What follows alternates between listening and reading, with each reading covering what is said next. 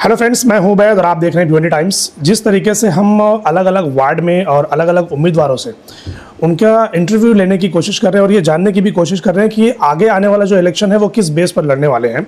जो भावी नगर सेवक है जिन्होंने पहले कभी इलेक्शन नहीं लड़ा, उनकी तो जो चीज़ें हैं वो बात समझ आती है, लेकिन जो एक्स नगर सेवक हैं जो अब दोबारा से मैदान में आ रहे हैं, तो आज उनमें से एक वार्ड नंबर 8 से शाफ मोमिन आज हमारे साथ मौजूद है, जो कि पहले भी नगर सेवक रह चुके हैं कांग्रेस पार्टी से। तो अब उनसे भी जानेंगे कि भाई क्या वजह है। एक तो सबसे बड़ा रीज़न जो लोगों के मन में है कि भाई कांग्रेस से अचानक समाजवादी, उसके अलावा भिवंडी शहर में वार्ड नंबर 8 के अंदर अब तक पिछले 5 सालों में या 8 सालों में 10 सालों में क्या काम हुआ क्या नहीं, उसके बेस पर भी हम उनसे बात करेंगे। शाह भाई, सबसे पहला क्वेश्चन ही यही है कि लोग ये जानना चाहते हैं कि अचानक ऐसा क्या कि आप डायरेक्ट कांग्रेस से सीधा समाजवादी, ये डिसीजन आपका है कि कांग्रेस पार्टी का है? इलेक्शन डिक्लेयर हुआ 15 तारीख को जी। 15 तारीख से ऐसा था कि कांग्रेस पार्टी ने मुझको आश्वासन दे करके रखा था कि तुम्हारी टिकट है, आप टेंशन मत लो, तुम्हारी टिकट है। अब और हमारे साथ साथ में हमारे जो फ़िलहाल जो ओपोनेंट है तला मोमिन साहब, उनकी भी टिकट है जी। तो अब ऐसा हुआ कि एकदम से 27-28 तारीख लग गई, मेरे को पार्टी में कोई खुलासा जवाब मिल नहीं रहा था। और फिर मेरे को ये मालूम पड़ा कि 4 कैंडिडेट वो लोग चुन चुके हैं ऑलरेडी, जिसमें से एक जो क्रॉस वोटर है, जो लव्वा नाम है, जिनके बेटे को इस बार टिकट दिया गया है जी। तो ये सवाल तो कांग्रेस से, मुझसे ज़्यादा कांग्रेस से होना चाहिए कि शाफ मोमिन की टिकट क्यों नहीं दी गई शाफ मोमिन को, जबकि कांग्रेस पार्टी ये खुद बोलती है कि जो विनिंग कैंडिडेट है पहले वो उनको दिया जाएगा। तो सदर साहब ने भी खुद ये बात बोली कई बार। विनिंग कैंडिडेट बात की बात है, पहले जो लॉयल कैंडिडेट है उनको दिया जाएगा, जो तुम्हारे साथ में पार्टी के साथ में रह के वफादारी की है। कोई क्रॉस वोटिंग मेयर के इलेक्शन में मैंने नहीं किया है, इसके बावजूद जो क्रॉस वोटिंग की है उसको टिकट दी गई, लव्वा के बेटे को टिकट दी गई। जो कैफ शाहिद शेख जो है वो पिछली बार समीना सोहेल शेख नाम की कैंडिडेट थी, उसने 2019 के मेयर के इलेक्शन में कांग्रेस पार्टी के खिलाफ जो मेयर था विलास पाटिल साहब, उनको वोट किया था। तो कांग्रेस की पॉलिसी एकदम से वो थी और अचानक से क्यों चेंज हो गई, ये सवाल कांग्रेस पार्टी से होना चाहिए, मुझसे नहीं होना चाहिए कि कांग्रेस पार्टी ने मुझको टिकट डिनाई क्यों किया। बराबर नहीं, वो तो उन्होंने क्राइटेरिया बताया था कि कांग्रेस पार्टी का ये क्राइटेरिया है, ये सिस्टम बना है कि जो भगोड़े थे ना तो उनको दिया जाएगा ना उनके खानदान को। लेकिन ऐसा लगता है कि ये सिर्फ ऊपरी बातें हैं, इस पर अमल नहीं होता हुआ दिखाई दे रहा है। ये चीज़ मेरे को 27 तारीख को क्लियर हो गई थी कि लव्वा का जो बेटा है कैफ शाहिद शेख जो है उसको टिकट जाने वाली है जी। ये मेरे को कंफर्म न्यूज़ आ चुकी थी, जबकि भगोड़ों में से किसी को भी टिकट नहीं जाएगी, ये पॉलिसी एकदम क्लियर थी। आपको ना देने का कोई रीज़न, कोई वजह क्यों नहीं दिया गया आपको? मेरे पास तो कोई वजह नहीं है कि कांग्रेस के पास कोई जायज़ वजह थी मुझको टिकट नहीं देने के लिए।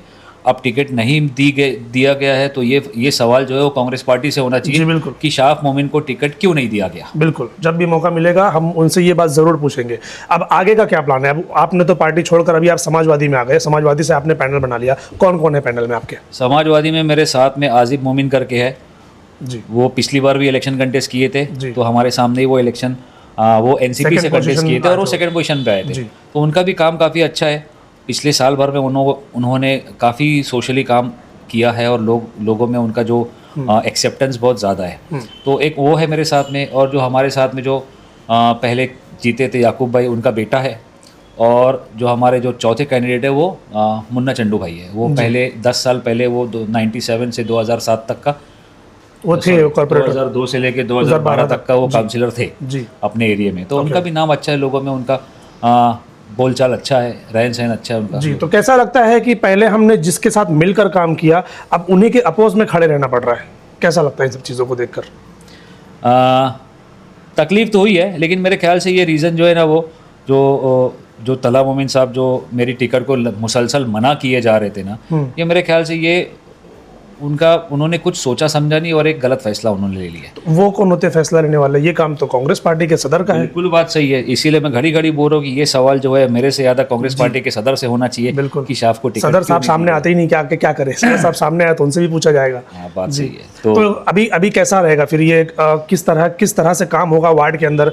क्योंकि वार्ड नंबर 8 की अगर मैं बात करूँ तो लोग इस तरीके से बोलते हैं कि सब लोगों ने अपना अपना वार्ड बांट लिया था, पहले अपना अपना एरिया बांट लिया था, लेकिन जैतूनपुरे का जो एरिया है और उधर काप तालाब का जो एरिया है वहाँ पर कभी ध्यान नहीं दिया गया। तो कैसे होगा काम अगर आप जीतते हैं तो? देखिए, ये है कि हर आदमी अपने अपने हिस्से में काम करता है जी, और अपने अपने हिस्से से वो वोट लेता है, लेकिन वो वोट सबको दिलाता है। अब पिछली बार भी ऐसा नहीं हुआ कि मुझको जैतूनपुरे में काम करने से रोका गया या मैंने जैतूनपुरे में काम नहीं किया, ऐसा बिल्कुल नहीं है। अगर आप देखोगे मेरे पास अभी फ़ोन में सारे लेटर्स हैं कि मंगल बाज़ार चौक से चिंदी शाह मस्जिद का जो रोड बना वो रोड को वो रोड की नीति में फाइल में किस तरीके से इंक्लूड किया गया। ये मैंने कमिश्नर साहब को लेटर लिखा था कि कमिश्नर साहब विशेष रास्ता अनुदान निधि जो है वो गवर्नमेंट से भिवंडी शहर के लिए निधि हर साल 75 लाख रुपए आती है जी। तो कोई एक साल नहीं आते हुए उसके अगले साल दोनों साल की एक साथ आ गई थी। अच्छा। तो अब उसके अंदर जब मैं देखता हूँ कि वो फाइल जो बन रही है, जो लोकेशन लिया गया है, वो लोकेशन में वो रब्बानी होटल मतलब मंगल बाज़ार चौक से लेकर के चिंदी शाह मस्जिद का रोड नहीं था जी। तो मैंने कमिश्नर को लेटर लिखा कि वो निधि में वो रोड को इंक्लूड किया जाए। जी।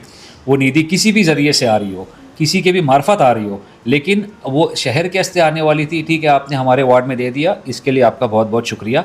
लेकिन जो अब रोड को एनलिस्ट किया गया है कि ये निधि में ये सारे रोड्स बनेंगे, तो मेरी रिक्वेस्ट ये है कि वो रोड को भी इसके अंदर एनलिस्ट किया जाए। और कमिश्नर साहब का बहुत बहुत शुक्रिया कि वो रोड का मतलब वो फाइल का काम है वो एक्चुअली वो रोड से ही स्टार्ट हुआ था। ओके। तो ये जो आधा अधूरा रोड बना है वहाँ से लेकर कब्रस्तान का आगे तक कोटर गेट तक का, तो उसको तो छोड़ा ही गया है। फिर मतलब ये आधा अधूरा रोड बनाकर क्या फ़ायदा?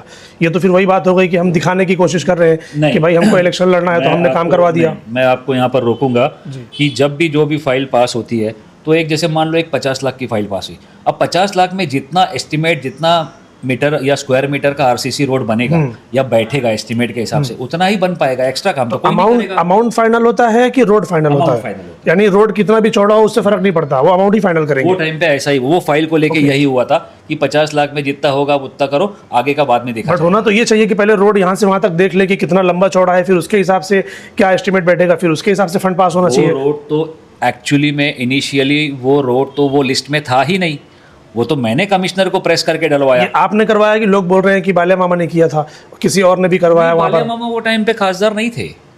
ये जो रोड बना है, हाँ, बालिया मामा साहब वो टाइम पे खासदार नहीं थे। लोग तो बोल रहे हैं कि उन्हीं की निधि से आया। नहीं, मैं आपको बता दूं, ये लेटर मेरा है 21 अगस्त 2024 का। इसके अंदर मैंने साफ लिखा है कि 2022-23 और 23-24 की विशेष रास्ता अनुदान निधि जो गवर्नमेंट की तरफ से भिवंडी शहर को आती थी, तो वो निधि में काम पूरे भिवंडी शहर में कहीं भी किया जा सकता था बराबर, लेकिन वो वार्ड नंबर 8 में दे दिया गया था। तो 2022-23 और 23-24 में खासदार साहब तो कपिल पाटिल साहब थे, बालिया मामा साहब वो टाइम पे खासदार नहीं थे।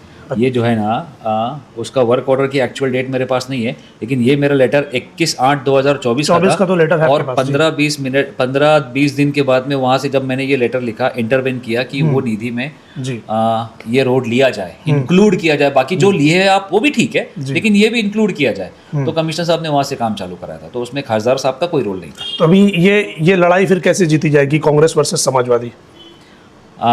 देखिए, मैं 13 साल से 5 साल 2012 से 17 मेरी मम्मी जो थी वो काउंसिलर थी जी। फिर 17 से लेकर के जो 22 का जो टेन्योर गुजरा उसमें मैं खुद था। 3 साल हम लोगों को एक्स्ट्रा करना पड़ा और अभी फिर मैं अपनी मिसेस के नाम से लेडीशिप पे कंटेस्ट कर रहा हूँ। तो जो पिछले 13 साल में जो मैंने काम किया है ना, मैं वो काम लेके लोगों के पास जा रहा हूँ कि भाई मैंने अब ये जो मंगल बाज़ार चौक से लेके सकीना प्राइमरी स्कूल तक का रोड था, आरसीसी रोड, ये मेरे टेंडर में पास हुआ है। फिर ये सोनापुर मस्जिद वाला जो ये रोड है, ये जो आरसीसी हुआ है, ये मेरे टेंडर में पास हुआ है।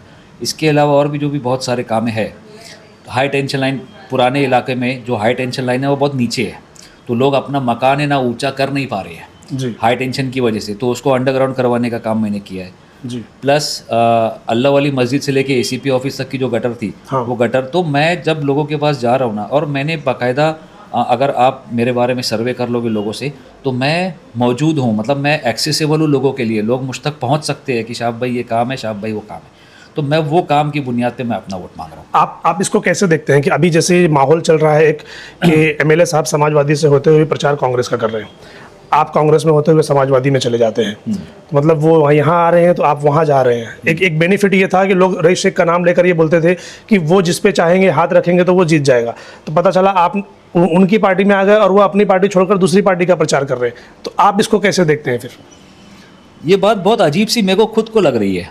जो पार्टी के जो इंटरनल डिफरेंसेस थे वो अंदर ही रहने चाहिए थे जी। ये जो बाहर निकल के आ गए ना, ये अच्छी बात नहीं है जी। इससे लोगों का जहन बिल्कुल उलझ गया है कि करना क्या है हमको। पब्लिक कंफ्यूज हो चुकी है इसमें जी, कि अब लोग ये समझ के कि रईस शेख साहब का उन्होंने जो काम किया उसका बेनिफिट रहेगा, जी। वो ये सोच के लोग समाजवादी पार्टी में ज्वाइन कर रहे हैं। समाजवादी पार्टी का अपना भी वर्चस्व रहा है, ऐसा नहीं कि किसी एक शख्स की वजह से पार्टी होती है। बराबर यही चीज़ कांग्रेस में भी है, बराबर। प्रेसिडेंट्स बदलते रहते हैं, आमदार बदलते रहते हैं, लेकिन पार्टी है अपनी जगह। तो समाजवादी पार्टी का अपना वर्चस्व है, नहीं है ये नहीं बोल सकते। जी समाजवादी पार्टी यहाँ पर एमएलए के इलेक्शन में भी सेकंड पोजीशन हासिल करती है, जी वहाँ पर अगर फर्स्ट पोजीशन हासिल कर रही तो यहाँ पर भी सेकंड पोजीशन हासिल कर रही है। बिल्कुल। तो इनका वर्चस्व है, हम वो वर्चस्व ले करके प्लस अपना जो अपन ने 13 साल जो लोगों के पीछे, जो लोगों के बीच में रह के जो लोगों को सहूलत पहुंचाने का काम किया हूँ, मैं ये लेके लोगों के पास जा रहा हूँ। ओके तो आगे का और क्या प्लान है आपका? ये तो चलो जो रोड आपने बना दिए, गटर आपने बना दिए, और भी वार्ड के अंदर बहुत सारी तकलीफें हैं जो पिछले 5-8 साल में दुरुस्त नहीं हुई। जैसे कि अगर मैं बात करूँ तो जब आरसीसी रोड जहाँ पर बने हुए हैं तो आप देखेंगे उनके बाजू में जो गटर बनी हुई है, जब यहाँ पर पानी भरता है तो इतनी ज़्यादा तकलीफ होती है कि डायरेक्ट पानी सीधा सड़कों पर आ जाता है। तो वो जो ड्रेन सिस्टम है उसके बारे में कब सोचेंगे? वो कब सॉल्व होगा?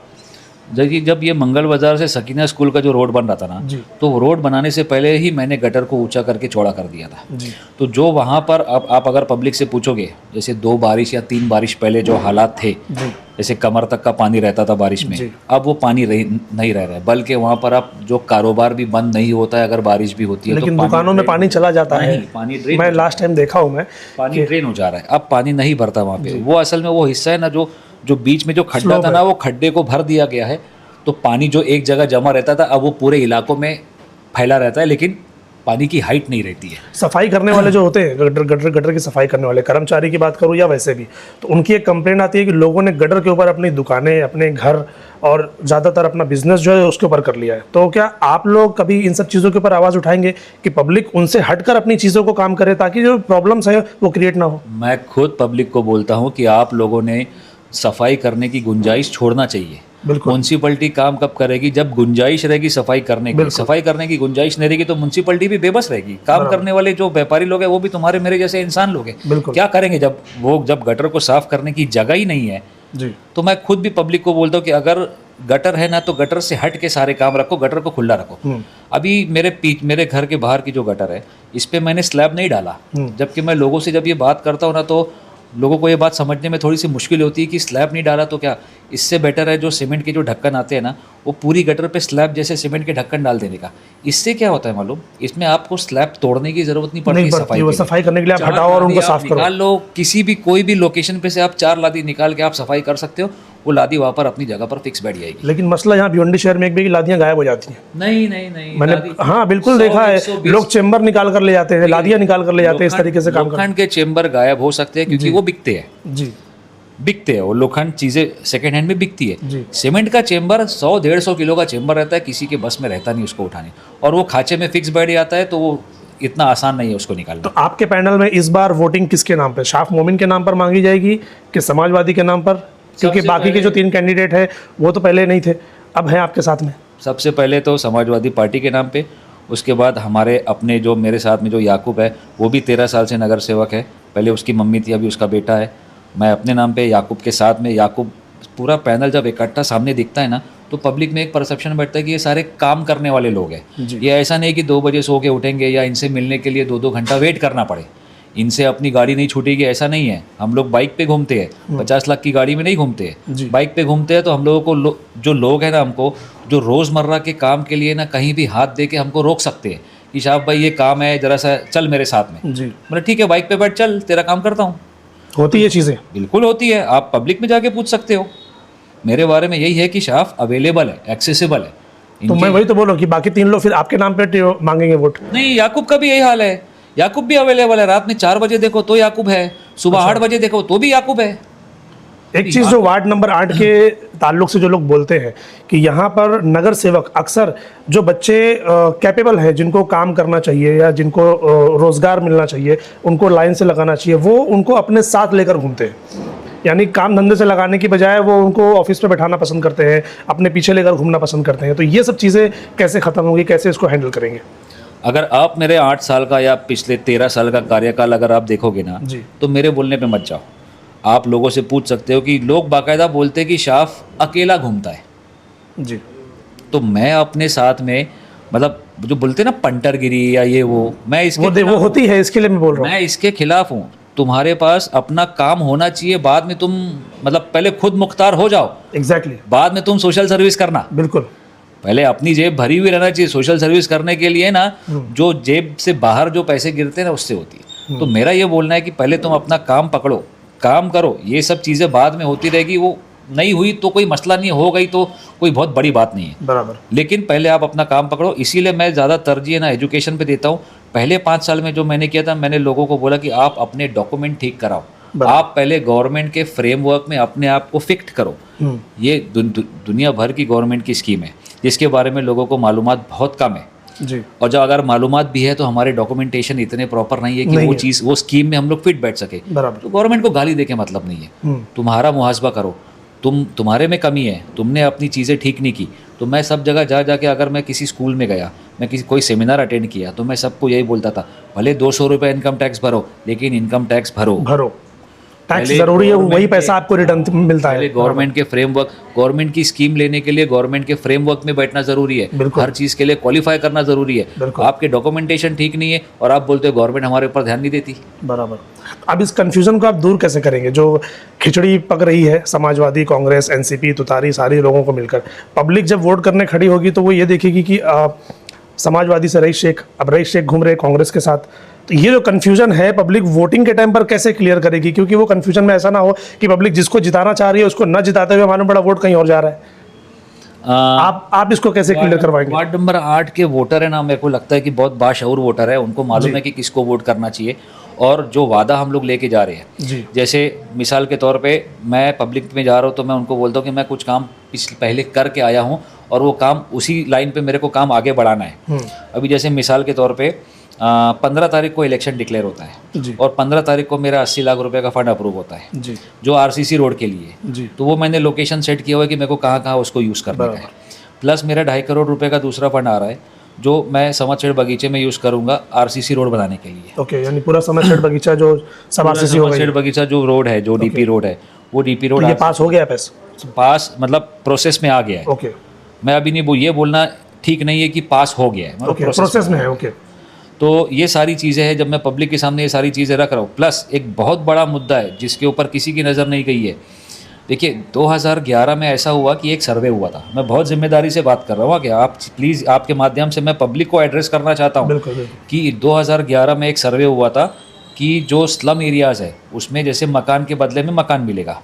पता नहीं किस तरीके से ये सर्वे हो रहा था किसी और चीज़ का, लेकिन पब्लिक को एक गलत मैसेज चला गया कि मकान के बदले में मकान मिलेगा। वो टाइम पे कोई राजीव गांधी आवास योजना या प्रधानमंत्री कोई तो ऐसी स्कीम चल रही थी। पब्लिक में एक गलत मैसेज गया कि एक मकान के बदले में दूसरा मकान मिलेगा। ठीक है, तो लोगों ने क्या किया, लोगों ने नादानी में, मैं वापस से ये बात बोलूँगा कि लोगों ने नादानी में अपने ही मकान के ऊपर जो मकान बना था उसको 2 अलग अलग नाम से एनरोल करवा दिए। ओके, अब मेरे नाम पे अलग, मेरे भाई के नाम पे अलग। ओके, अब इसमें हुआ क्या कि 2 घर नंबर चढ़ गया जी। अब 2 घर नंबर के बाद फिर 2 घर नंबर की 2 अलग अलग घर पट्टी बन गई। सही है। अब 2016 में एक फैसला आता है कमिश्नर साहब का कि हर घर नंबर पे पानी पट्टी लगा दिया जाए। उसके पहले ये चीज़ नहीं थी। 2016 में ये चीज़ें आई कि हर घर नंबर पे पानी पट्टी लगा दिया जाए। इसका असर कैसा हुआ मालूम? इसका असर ये हुआ कि जो भिवंडी म्यूनसिपलिटी का जो टैक्स कैलकुलेशन है, जो प्रॉपर्टी टैक्स का कैलकुलेशन है ना, वो एकदम से डबल हो गया। जो डिमांड रहती है ना कि ये एरिया से इतनी घर पट्टी आनी चाहिए, वो दुगनी हो गई। ओके, ये सिर्फ एक गलत मैसेज की वजह से या पब्लिक की नादानी की वजह से लोगों को डबल घर पट्टी चढ़ गई और किसी ने इसके ऊपर ध्यान दिया नहीं। कॉरपोरेशन के एम्प्लॉयज़ बोलते हैं कि ये डिमांड क्रिएट हो चुकी है, मतलब ये बन चुका है, आपको इतना भरना पड़ेगा, इसके बगैर कोई चारा नहीं है। मैंने एक लेटर रिसेंटली 2 महीना पहले कमिश्नर साहब को लिखा कि ये तुम्हारी जो डिमांड है ना ये गलत है। आप गलत डिमांड पे, गलत कैलकुलेशन के बेस पे आप पब्लिक से घर पट्टी नहीं वसूल कर सकते। सही है।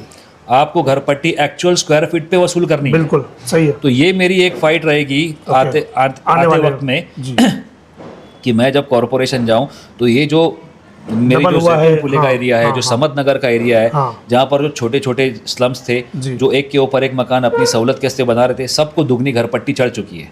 तो अब मेरी अगले आते टाइम के लिए फाइट ये रहेगी, एक तो आरसीसी रास्ता, जो मैंने कुछ नाम लिए वो एरियाज़ में, और प्लस यतुनपुरे एरिया के से जो डबल घर पट्टी इनकी चढ़ गई ना, मेरे को इनको रिलीफ दिलाना है। ठीक है। और ये मेरे को पता है कि मैं ये कर सकता हूँ, क्योंकि मुझको अकाउंट्स और ये सब के बारे में नॉलेज है। मैं कमिश्नर साहब को एक्सप्लेन कर सकता हूँ, मैं कॉरपोरेशन के जो टैक्स असेसमेंट ऑफिसर है उनको मजबूर कर दूंगा कि आपको ये घर पट्टी को आधा मतलब करना पड़ेगा, इसको ठीक करना पड़ेगा। जो सिस्टम है उसी हिसाब से लो। नहीं, आप सारी प्रॉपर्टी का वापस से फिजिकल रिवेरिफिकेशन करिए, उनके स्क्वायर फीट्स मापिए। लीगल इलीगल में मैं नहीं जाऊँगा। देखिए, सुप्रीम कोर्ट का कायदा ये है, गाइडलाइन ये है कि भिवंडी किसी भी सिटी लिमिट में अगर कोई भी स्ट्रक्चर बनता है, लीगल हो या इलीगल हो, कॉरपोरेशन का हक है उससे टैक्स लेने का। बराबर। वो बाद में जो वाद विवाद होगा वो बात की बात है। सही। लेकिन अगर कॉरपोरेशन अपने हक का इस्तेमाल कर रही है तो फिर पब्लिक का भी यह हक है कि उनकी जो घर पट्टी है वो उनके मौज माप के हिसाब से हो। बराबर। कॉरपोरेशन कुछ भी थोप देगी तो हम लोग भरते नहीं बैठेंगे। बराबर। एक आखिरी मैसेज वार्ड नंबर 8 के लोगों को क्या देना चाहेंगे आप?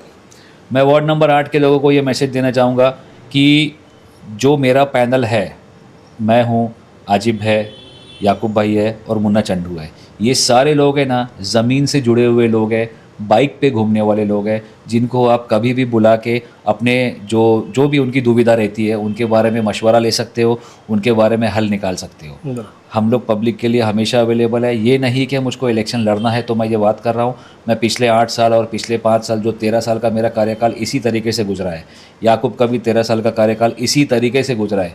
हम लोग लोगों के बीच में ही रहते हैं। किसी को हमारी ज़रूरत है, हम 5, 7, 10 मिनट या 2 घंटे में उनके पास पहुंच जाते हैं कि भाई बताओ क्या काम है आपका। तो मैं इसी बुनियाद पे वार्ड नंबर 8 के लोगों से गुजारिश करूंगा कि अपना वोट हमारे पैनल को, समाजवादी के पैनल को वोट देके हमको वापस से आपकी खिदमत करने का मौका दे।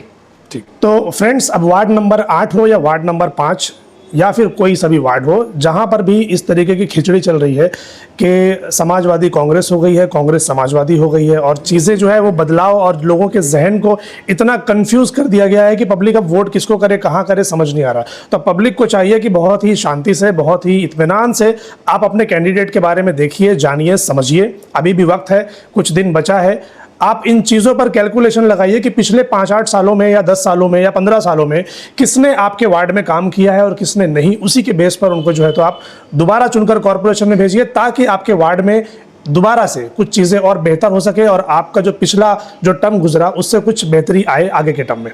Thank you.